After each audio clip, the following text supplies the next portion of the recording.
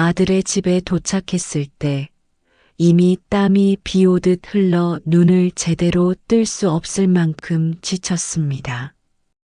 현관문을 두드리자 안에서 들려오는 며느리의 차가운 목소리가 저를 맞았습니다. 누구세요? 문이 열리고 며느리가 저를 본 순간 그녀의 표정이 굳어졌습니다. 아버님, 여기 왜 오셨어요? 목소리는 차가웠고 눈길조차 제 얼굴을 피하며 저를 불청객처럼 대했습니다. 저는 억지로 미소를 지으며 말했습니다. 며칠 전기 나갔다. 집안이 너무 더워서 잠깐만 신세 좀 질까 해서 왔어. 하지만 그녀의 얼굴은 미동도 하지 않았습니다. 다음엔 미리 연락이라도 주시죠. 이렇게 갑자기 오시면 저희도 곤란해요. 그때 거실에서 아들이 모습을 드러냈습니다. 아버지, 무슨 일이세요? 아들의 표정은 어색하고 당혹스러워 보였지만 곧 며느리와 똑같은 태도로 변했습니다. 저희 집도 지금 너무 복잡해요. 사실 아버지가 여기 계시면 저희도 좀 불편하거든요. 그 말을 듣는 순간 가슴이 철렁 내려앉았습니다. 저는 손에 들고 있던 낡은 가방을 더 꽉 쥐며 억지로 웃음을 지었습니다. 그래, 내가 괜한 짓을 했구나. 미안하다. 그냥 좀 쉬려고 한 건데. 그러자 며느리는 아들에게 속삭이듯 말했습니다. 여보, 어떻게든 말씀드려야죠. 이렇게 갑자기 오시면 곤란하잖아. 아들은 한숨을 쉬며 제게 말했습니다.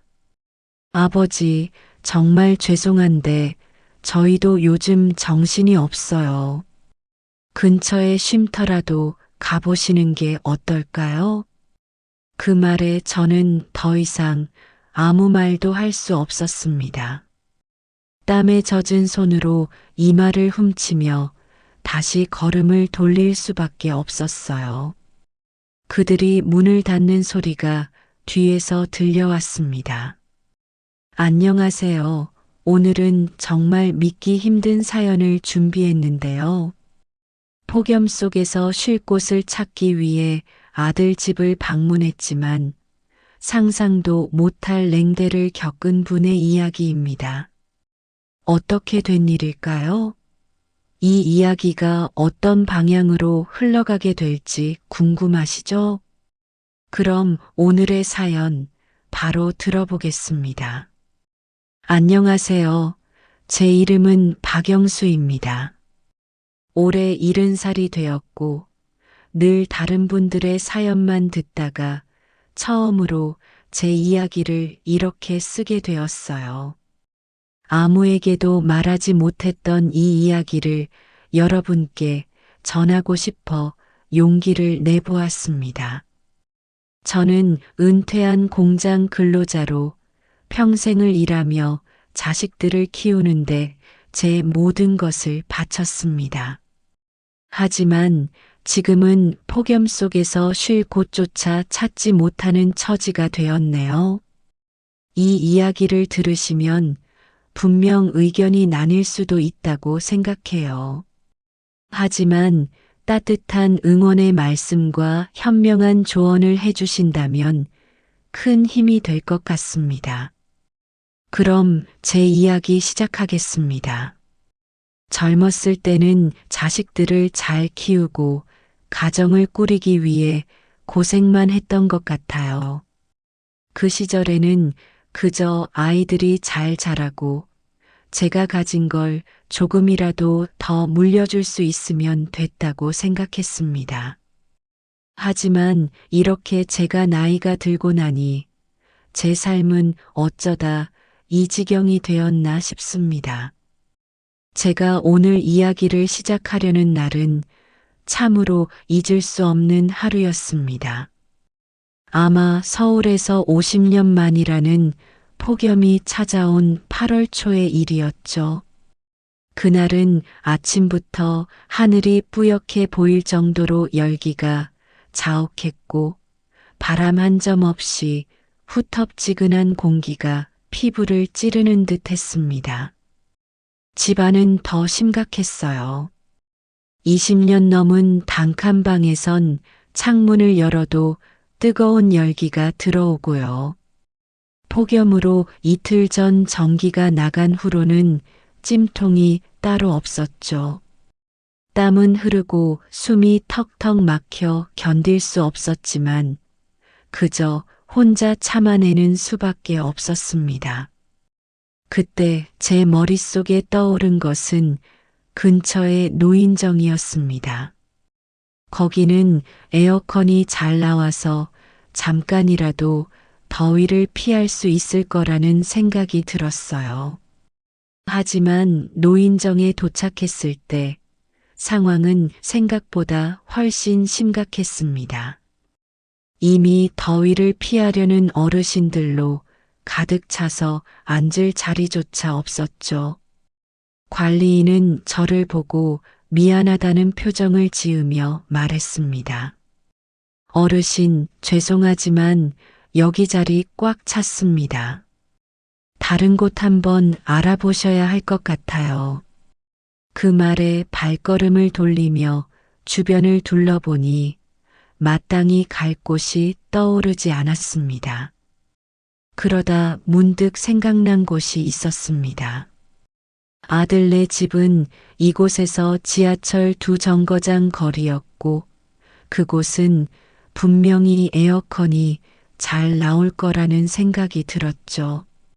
저는 곧바로 집으로 돌아가 작은 여행 가방에 필요한 옷과 아들 집에 가면서 마실 물 한 병, 그리고 낡은 핸드폰을 챙겼습니다. 지하철을 타는 동안 땀은 계속 흐르고 옷은 이미 땀으로 젖어 있었지만 아들 집에 도착하면 더위를 피할 수 있다는 희망이 저를 버티게 했습니다. 그렇게 도착한 아들네 아파트는 멀리서 보기만 해도 반짝반짝 빛나는 듯 했습니다. 멀쩡한 대문 앞에 서서 초인종을 누르는 손이 조금 떨렸습니다.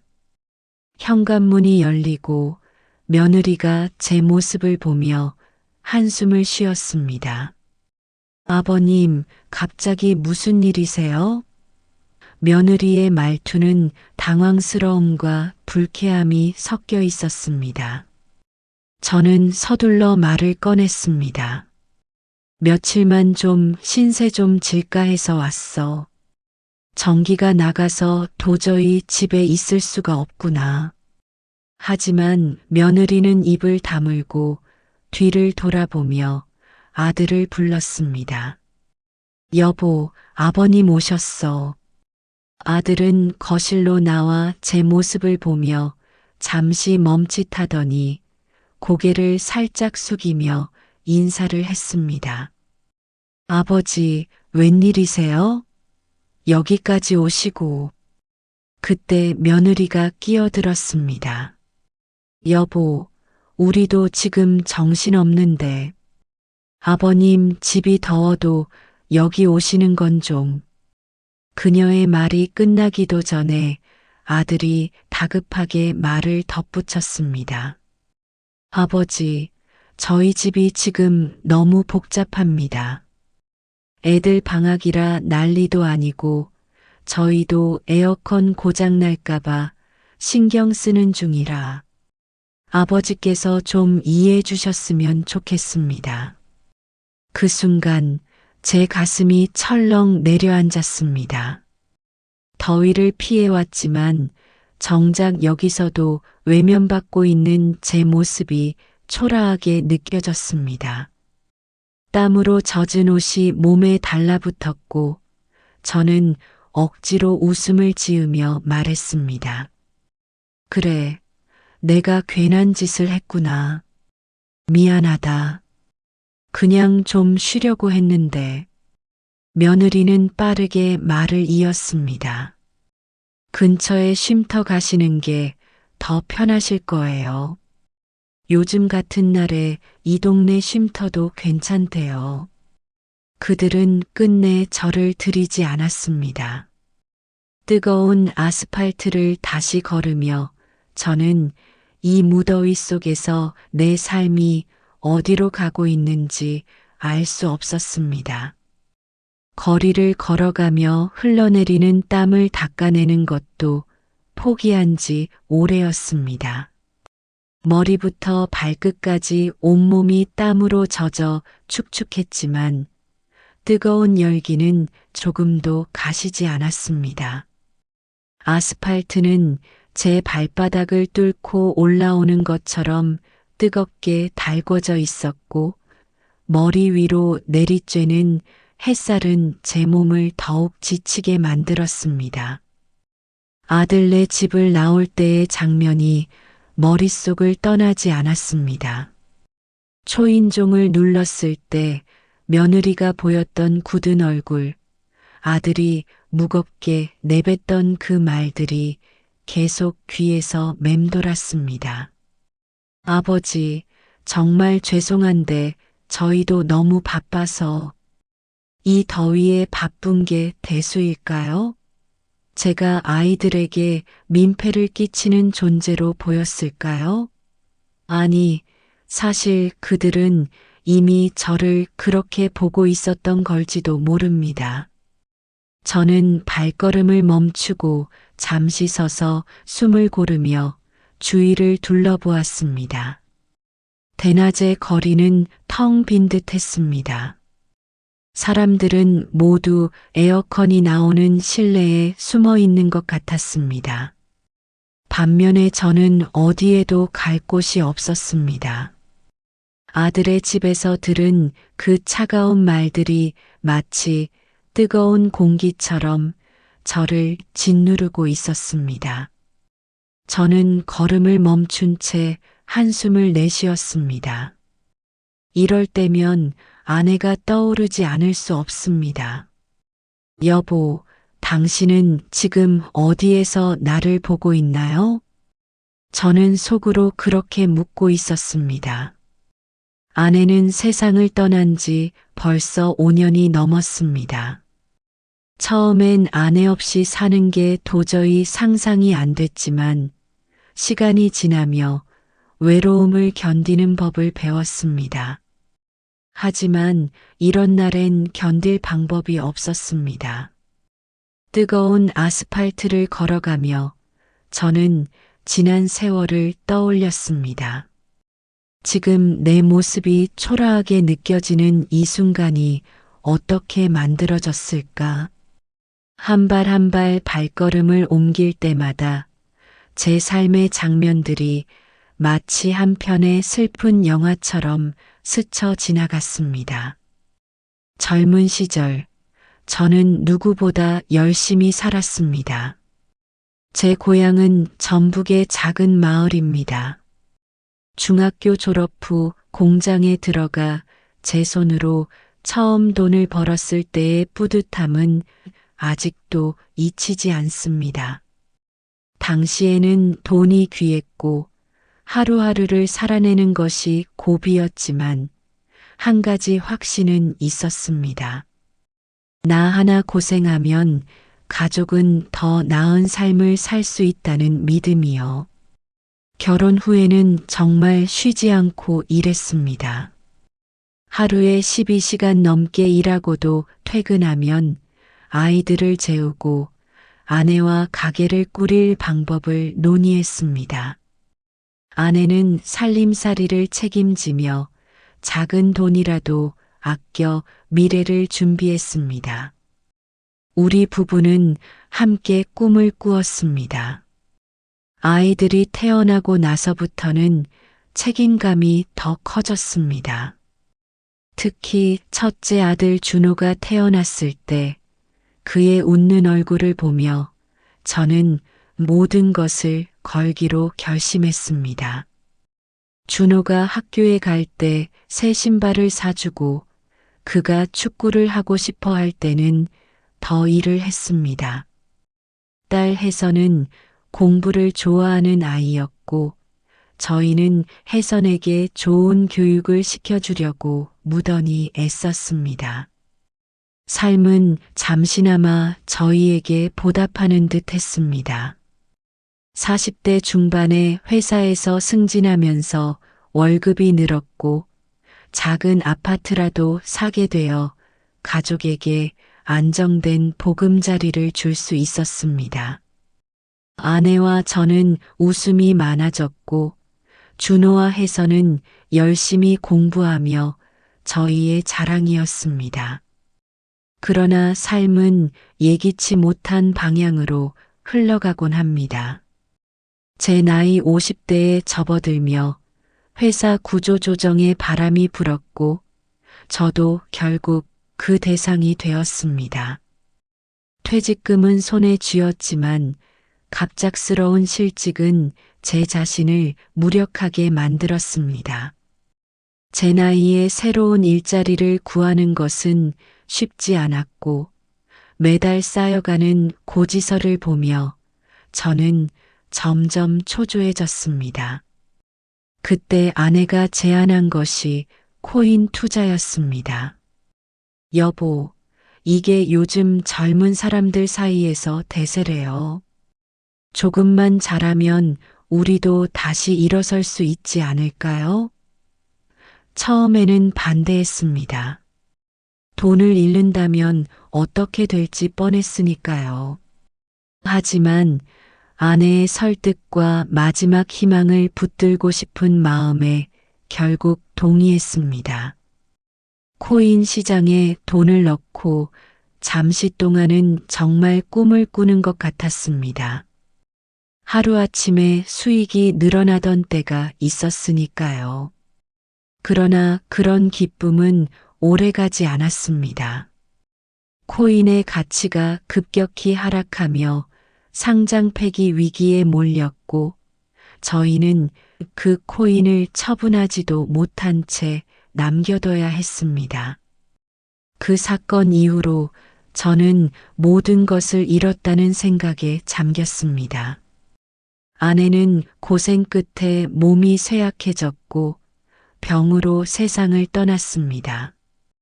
아내가 떠난 후 저는 그 코인에 대해 생각하는 것조차도 싫어졌습니다. 남겨진 가치는 없었고 그저 실패의 상징으로 저를 따라다니는 것 같았습니다. 이제는 그나마 가지고 있던 작은 집에서 혼자 지내며 아이들에게 기댈 수밖에 없게 되었습니다. 그런데 오늘 이 폭염 속에서 아들 집의 문 앞에서조차 거절당한 것입니다. 제가 평생을 바쳐 키운 아들이 저를 이렇게 외면할 줄은 정말 몰랐습니다. 그러다 문득 딸 혜선의 얼굴이 떠올랐습니다. 그녀는 결혼 후 서울의 다른 동네로 이사 갔습니다. 그래, 딸네 집은 마지막 희망일지도 모릅니다. 이 더위 속에서 갈 곳이 없는 제게는 딸의 집으로 가는 것 외에는 선택지가 없었습니다. 가방을 끌며 지하철로 다시 향했습니다. 내내 더운 열기로 지치고 지하철에서도 냉방이 제대로 되지 않아 땀은 계속 흐르고 있었습니다. 아내 생각이 더 났습니다. 아내는 생전에 제가 기댈 수 있는 유일한 존재였습니다. 제가 힘들어할 때마다 여보, 괜찮아. 우리는 항상 같이 헤쳐나갔잖아. 라며 따뜻하게 손을 잡아주곤 했습니다.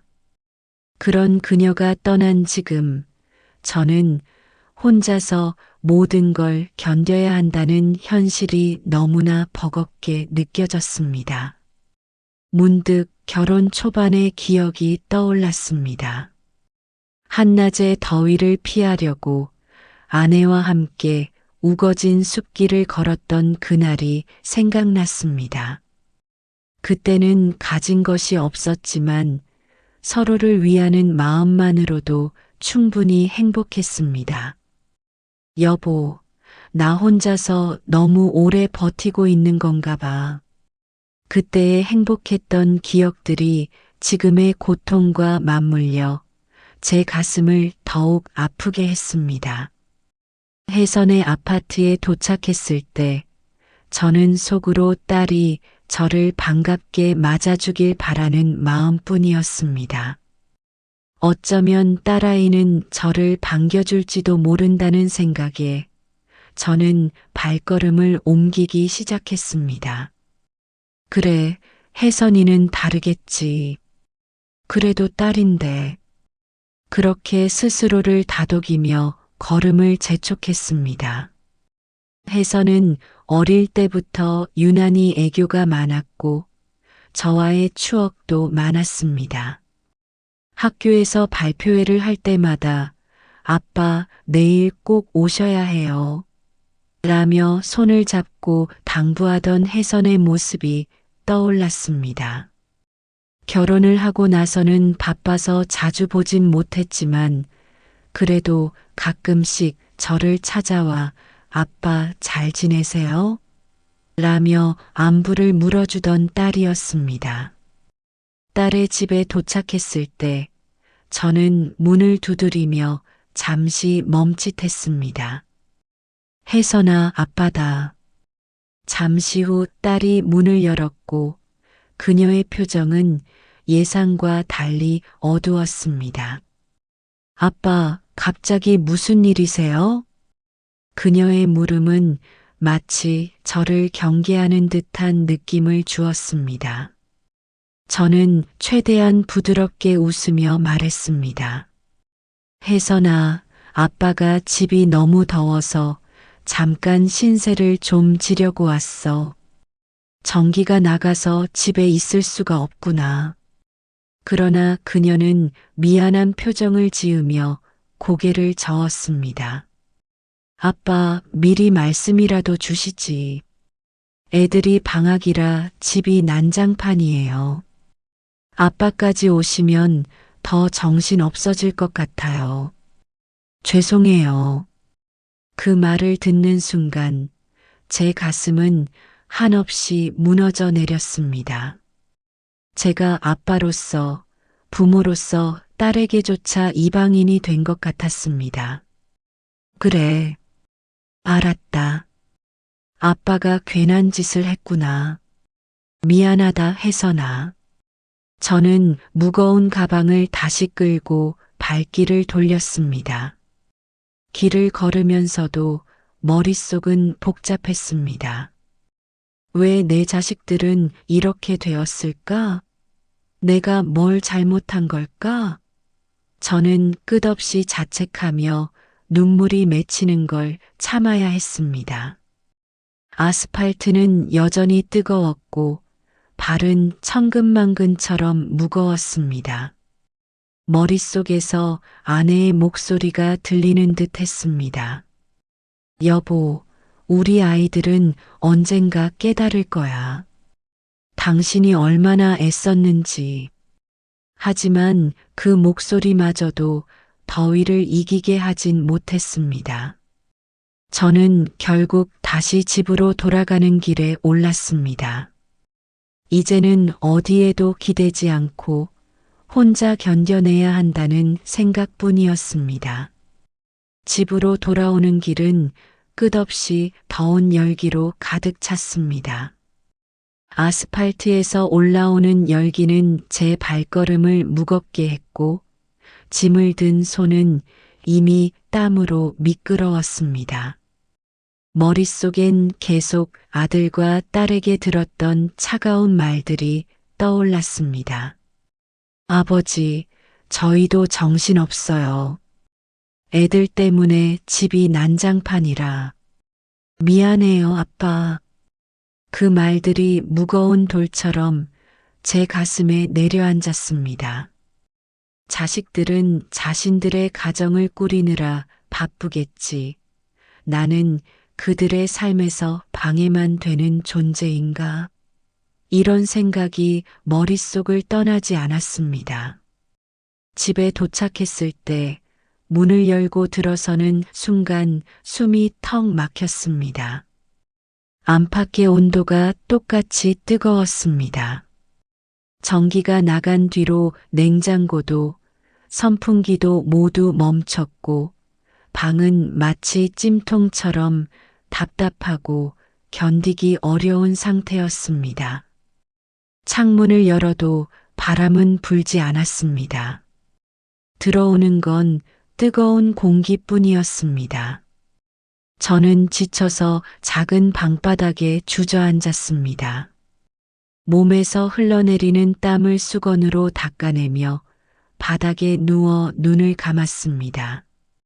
머릿속은 더위와 무기력함으로 가득 찼습니다. 나는 이 나이에 어디로 가야 하는 걸까? 그 한마디가 머릿속을 떠돌았습니다. 지금 이 집에서 버티지 못한다면 나를 받아줄 곳은 어디도 없다는 사실이 저를 더 무력하게 만들었습니다. 저는 눈을 감고 누워 있지만 아들과 딸이 떠올라 도저히 잠을 이룰 수 없었습니다. 내가 뭘 잘못했나? 이렇게 나를 외면하는 게 내가 부족해서일까? 과거로 돌아가 자식들에게 최선을 다했던 시간들을 떠올렸습니다. 준호가 중학생 때 축구를 하고 싶어 했던 일, 좋은 운동화를 사주려고 며칠 동안 밤근무를 자청했던 기억. 딸 혜선이가 공부를 하고 싶어 했을 때 학원비를 마련하려고 반찬 가게에서 아르바이트를 하며 애썼던 날들. 저는 자식들을 위해서라면 뭐든 했습니다. 그들이 배부르고 부족함 없이 성장하기를 바랐습니다. 그런데 그 자식들이 지금 제게 이런 식으로 등을 돌리고 있다는 게 도무지 믿어지지 않았습니다. 내가 너무 바라기만 했던 걸까? 아니면 내가 뭔가를 잘못한 걸까? 자책과 속상함이 뒤섞인 생각들이 꼬리에 꼬리를 물며 제 마음을 괴롭혔습니다. 문득 아내가 보고 싶어졌습니다. 아내는 이 모든 순간에 저를 가장 먼저 위로해 줬을 겁니다. 여보, 아이들을 너무 원망하지 마. 우리 둘이 그래도 잘 살았잖아. 아내는 그런 말을 하며 따뜻하게 제 손을 잡아줬을 겁니다. 아내는 언제나 강하고 현명한 사람이었습니다. 제가 지쳐 있을 때도 그녀는 언제나 빛이 되어 주었습니다. 그런데 그녀가 떠난 지금 나는 이 모든 걸 홀로 견뎌야 한다는 사실이 너무나 두려웠습니다. 여보, 내가 너무 약해진 건가 봐. 제가 누워있는 방 한편에는 아내와 함께 찍은 사진이 놓여 있었습니다. 사진 속 아내는 미소를 짓고 있었지만 저는 더 이상 그 미소를 볼 수 없다는 사실이 더욱 저를 외롭게 만들었습니다. 밤이 되었지만 더위는 조금도 가시지 않았습니다. 어둠 속에서도 방 안은 찜통처럼 뜨겁고 답답했습니다. 전기가 나간 집안에는 불빛도 없어서 작은 손전등 하나의 의지에 물 한 잔을 마셨습니다. 물 한 모금을 마시는 것도 뜨거운 기운 때문에 금세 땀으로 변하는 것 같았습니다. 그 순간 저는 깨달았습니다. 나는 지금 이렇게 혼자 모든 것을 견뎌야만 한다는 것을요. 자식들은 저를 외면하고 아내는 곁에 없고 이 더운 세상에서 나 혼자 살아가야 한다는 사실이 너무나 서러웠습니다. 그렇게 무기력한 밤이 지나갔습니다. 잠을 제대로 이루지도 못한 채로 뜨거운 아침 햇살이 방 안을 가득 채웠습니다. 저는 벌떡 일어나 다시 한번 생각했습니다. 이대로 살 수는 없다. 뭔가 바꿔야 한다. 이렇게 무기력하게 더위에 지칠 수는 없어. 하지만 무엇을 해야 할지는 알 수 없었습니다. 이제 내가 할 수 있는 일이 무엇인지, 어디서부터 다시 시작해야 하는지 그저 막막하기만 했습니다. 다음 날 아침 집안의 열기는 전날보다 더 가득 찬 것처럼 느껴졌습니다. 전기가 끊긴 집에서 더위를 견딘다는 것은 고문에 가까운 일이었습니다. 그나마 마시려고 냉장고에 두었던 물조차 미지근하게 변해 있었고, 저는 이 뜨거운 공간에서 버텨야 한다는 사실이 너무나 고통스러웠습니다. 이대로는 안 되겠다. 머릿속에 이런 생각이 떠올랐지만 제가 뭘 어떻게 해야 할지 도무지 알 수 없었습니다. 문득 딸 혜선과 아들 준호의 모습이 떠오르며 다시 마음이 서글퍼졌습니다. 며칠 전 아들 집에서 쫓겨난 기억이 떠올랐습니다. 아들의 굳은 표정과 며느리의 차가운 말투가 여전히 귀에 맴돌았습니다. 아버지, 정말 죄송한데 저희도 너무 정신이 없어서요. 다른 데를 알아보시는 게 좋을 것 같아요. 딸 혜선의 집에서 들은 말도 그와 다르지 않았습니다. 아빠, 저희 집은 애들 때문에 너무 바빠요. 미리 말씀을 주셨으면 좋았을 텐데 죄송해요. 두 자식 모두 저를 받아들이지 않았습니다. 그 차가운 태도와 말들에 저는 다시 한번 스스로를 원망할 수밖에 없었습니다. 나는 과연 부모로서 제대로 역할을 했던 걸까? 내가 젊은 시절에 무언가를 더 잘못했더라면 지금 이 상황은 달라졌을까? 무더운 집에서 아무것도 하지 못한 채 누워 있을 때면 자꾸 아내가 떠오르곤 했습니다. 아내는 제게 언제나 현실적인 조언을 해주던 사람이었죠. 여보, 우리 힘내자. 아이들한테 기대는 것도 좋지만 당신도 당신답게 살아야지. 그 말들이 생전에는 당연하게 들렸는데 지금은 그 말이 얼마나 소중했는지 알 수 있었습니다. 저는 아내와 함께했던 마지막 시간들을 떠올렸습니다. 병상에서 누워 힘겹게 숨을 몰아쉬던 그녀는 저를 붙잡고 이런 말을 했습니다. 여보, 나 없어도 잘 살아야 해요. 아이들이 당신 곁에 있을 거야. 너무 외로워하지 말고. 하지만 아내의 말처럼 아이들은 제 곁에 없었습니다. 그 사실이 더욱 아내의 빈자리를 크게 느끼게 만들었습니다. 저는 고통스러운 더위 속에서 문득 이런 생각이 들었습니다. 아내도 없고 아이들도 나를 외면했는데 이제 나는 어디로 가야 할까? 무기력과 절망감이 저를 점점 짓눌렀습니다. 순간적으로 이런 생각마저 들었습니다. 그냥 이 더위 속에서 조용히 사라질 수 있다면 차라리 그게 나을지도 모르겠다. 그때 낡은 핸드폰이 떨리는 소리가 들렸습니다. 전화벨이 울리고 있었습니다. 저는 누구에게도 연락을 받은 적이 없었기에 핸드폰을 들고 화면을 확인하며 당황했습니다. 발신인은 오 여사. 아내와 함께 코인 투자에 관해 이야기하던 지인이었습니다. 여보세요? 제 목소리는 쉰 듯 가라앉아 있었습니다. 하지만 오 여사의 목소리는 전혀 예상치 못한 밝음으로 가득했습니다. 영수 씨, 세상에 그거 들었어요? 그 코인 말이에요. 우리가 투자했던 거. 저는 머리가 멍해졌습니다. 코인? 뭐 말이에요? 그건 다 망한 거 아니었어요?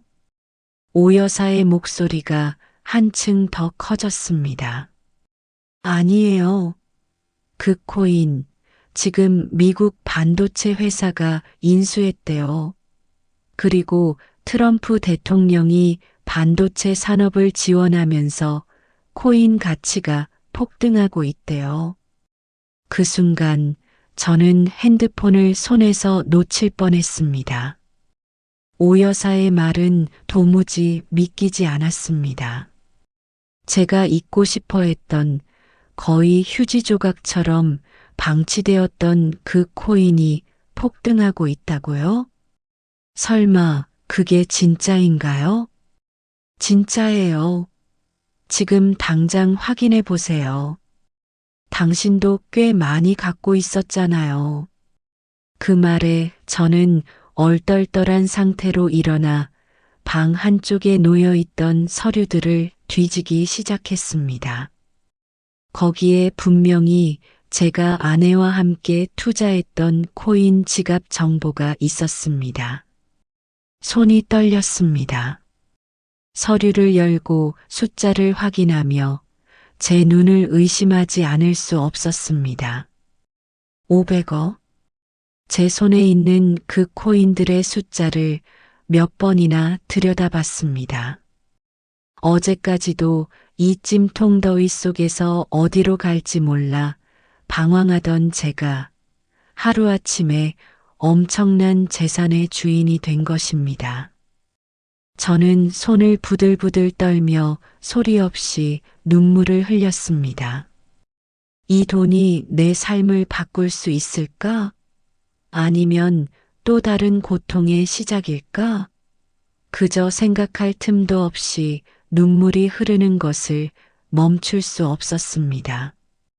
코인의 폭등 소식은 제 삶을 송두리째 뒤흔들어 놓았습니다.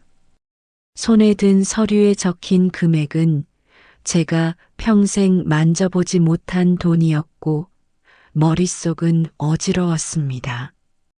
이게 정말 나에게 벌어진 일일까? 찜통 같은 방 안에서 저는 한동안 멍하니 서류를 들여다보았습니다. 가장 먼저 떠오른 건 아들과 딸이었습니다. 그러나 아이들이 나를 냉대했던 순간들이 머릿속을 스쳤습니다. 아버지, 다른 곳 알아보세요. 아빠, 여기도 너무 정신없어서요. 이제 와서 이 돈의 소식을 들으면 그들은 어떤 반응을 보일까? 머릿속엔 이미 그려지는 그림이 있었습니다.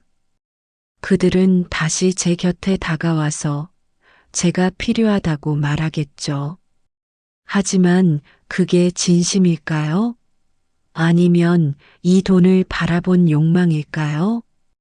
저는 아이들에게 알리지 않기로 결심했습니다. 그 이유는 단순했습니다. 돈으로 아이들의 마음을 돌릴 수 없다. 그들이 스스로 깨닫지 않는 한 나를 진정으로 대하지 않을 것이다. 그 판단이 차가울 수도 있었지만 이 선택은 저를 위한 것이었습니다. 저는 다시 아내의 사진을 바라보았습니다. 여보, 당신이라면 어떻게 했을까? 아내는 평생 동안 우리 가족을 위해 헌신했던 사람입니다. 제가 이 돈을 어떻게 써야 할지 그 누구보다 잘 알 것 같았습니다. 아내가 병상에서 했던 마지막 부탁이 떠올랐습니다. 아이들을 잘 부탁해요. 당신도 행복해져야 해요. 아내의 부탁에서 중요한 부분은 저를 위한 것이기도 했습니다. 그녀는 내가 고통 속에 살길 원하지 않았을 겁니다. 저는 결심했습니다. 이 돈을 단지 나를 위해 쓰는 것이 아니라 나와 같은 고통을 겪는 사람들에게 희망을 주는데 쓰겠다고요. 내가 지금까지 외로웠던 이유는 돈 때문이 아니었어. 마음을 나눌 수 있는 이웃과 따뜻한 관계가 부족했기 때문이야. 저는 곧바로 집을 나와 오 여사를 만났습니다. 그녀는 이미 저를 도울 준비가 되어 있었습니다. 영수 씨, 이 돈으로 어떤 계획이 있으세요? 저는 미소 지으며 대답했습니다. 내가 평생 느꼈던 외로움을 없앨 수 있는 방법을 찾으려고요. 오 여사는 제 말에 고개를 끄덕였습니다. 몇 달 후, 저는 조용히 재단을 설립했습니다. 그리고 무더운 여름날에도 쉴 수 있는 노인 쉼터를 마련하는 프로젝트를 시작했습니다. 이곳은 전기와 냉방 시설이 잘 갖춰져 있고 어르신들이 무료로 음료와 음식을 제공받으며 더위를 피할 수 있는 공간이었습니다. 또한 같은 아파트 단지 내에 저렴한 월세로 거주할 수 있는 노인 주택도 지었습니다. 저는 익명으로 이 모든 것을 진행했으며 제 이름이 드러나는 것을 철저히 피했습니다.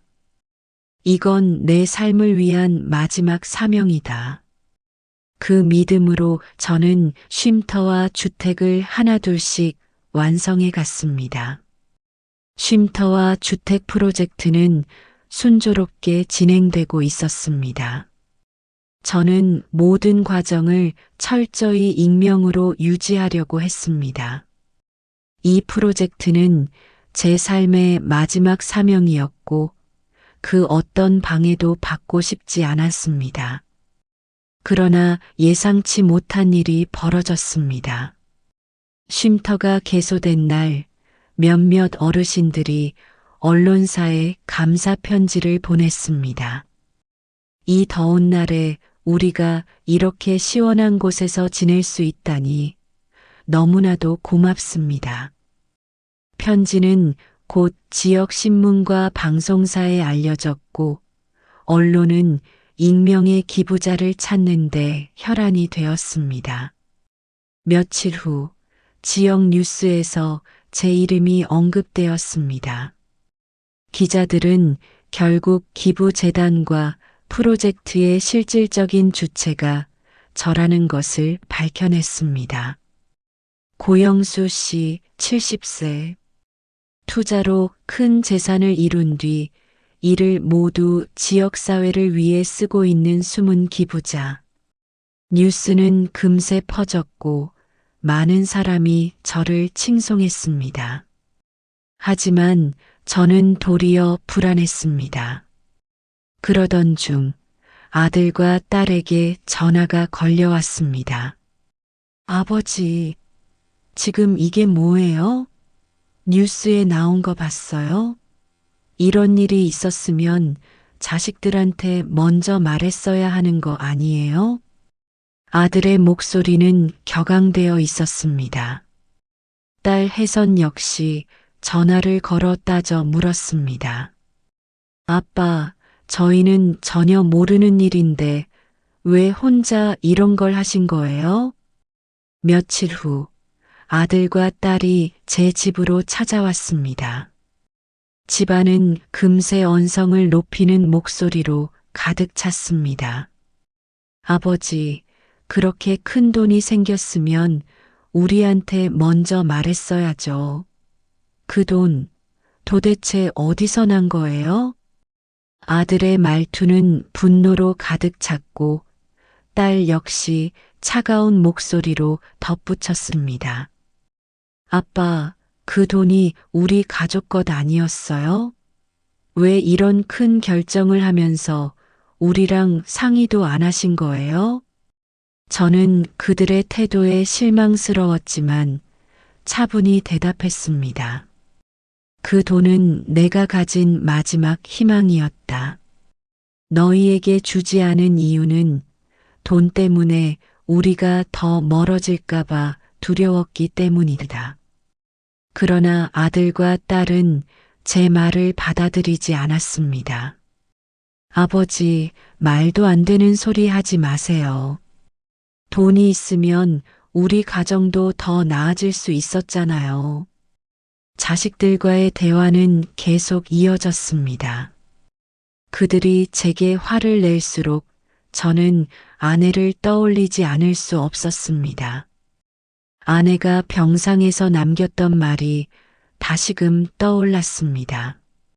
여보, 아이들을 너무 원망하지 마세요. 당신은 항상 그들을 사랑해 줄 사람입니다. 결국 저는 결단을 내렸습니다. 좋다. 너희에게 집 한 채씩은 마련해 주마. 하지만 그 외의 재산은 이미 내 계획대로 진행될 것이다. 이건 내가 해야만 하는 일이다. 자식들은 제 말을 듣고도 여전히 불만을 드러냈지만 저는 더 이상 흔들리지 않았습니다. 며칠 후 저는 변호사를 통해 아들과 딸에게 각각 작은 주택을 마련해 주었습니다. 이 집은 내가 앞으로 잘 살아가길 바라는 내 마지막 선물이다. 하지만 그 외의 재산은 모두 내가 계획했던 대로 쓰일 것이다. 그리고 나머지 재산은 모두 재단에 기부하며 비영리 기관으로 전환했습니다. 쉼터와 주택 프로젝트는 재단의 이름으로 운영되었고 이를 관리할 전문 인력을 고용했습니다. 저는 자식들에게 마지막으로 이렇게 말했습니다. 너희는 이 돈으로 더 좋은 삶을 살 수 있을 것이다. 하지만 내 재산의 대부분은 이 세상에서 나와 같은 어려움을 겪는 사람들을 돕는 데 쓰일 것이다. 그게 내 삶의 마지막 선택이다. 아들은 한동안 침묵하다가 조용히 고개를 끄덕였습니다. 딸 역시 더는 따지지 않았습니다. 아이들은 제가 내린 결정이 바뀌지 않을 것임을 깨달은 듯 했습니다. 제 이야기는 여기서 마무리하려고 합니다. 익명으로 진행하고 싶었던 제 선행이 드러나며 자식들과의 갈등이 생겼지만 결국 저는 제 선택을 지킬 수 있었습니다. 끝까지 제 이야기를 들어주셔서 감사합니다. 오늘의 사연 어떻게 들으셨나요? 자신의 재산을 나눠 쓰는 문제로 자식들과 갈등을 겪은 한 아버지의 이야기였습니다. 결국 그는 자식들에게도 작은 집 한 채씩을 주었고 나머지 재산은 모두 재단으로 기부해 어려운 사람들을 돕는 데 쓰기로 했습니다. 여러분은 이런 결정을 어떻게 생각하시나요? 자녀들에게 더 많은 것을 남겼어야 할까요? 아니면 아버지의 선택이 옳았다고 보시나요? 댓글로 여러분의 의견을 공유해 주세요. 저는 또 다른 이야기를 들고 찾아뵙겠습니다. 좋아요, 구독, 알람 설정을 통해 따뜻한 사연들을 함께 나눌 수 있길 바랍니다. 오늘도 들어주셔서 정말 감사합니다.